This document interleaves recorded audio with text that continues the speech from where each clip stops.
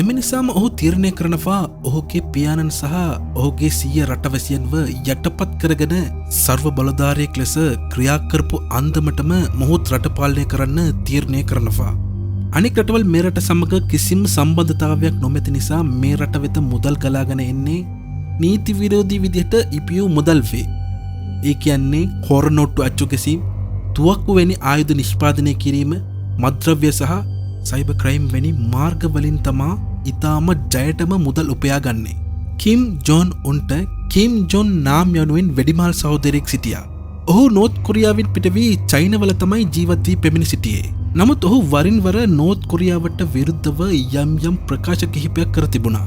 එක මොහොතකදී කිම්ගේ රතුකට්ට පනින අන්දමින් ප්‍රකාශයක් කර තිබුණා. කිම් ජොන් නාම් මොහු ඇමරිකාවේ CIA වෙතට තොරතුරු සපයන්නෙක් ලෙස ක්‍රියා කර තිබෙනවා. තවද කිම්ගේ ඉතාමත් රහසිගත සීක්‍රට් මොහු විසින් ඇමරිකාවට හෙළි කර තිබුණා. මෙම CCTV රූපරාමු මගින් මොහු එම සැකසිතන තැනැත්තා සමග සිටින බවක් හෙළි වී තිබුණා. එම නිසාම ඔහුගේ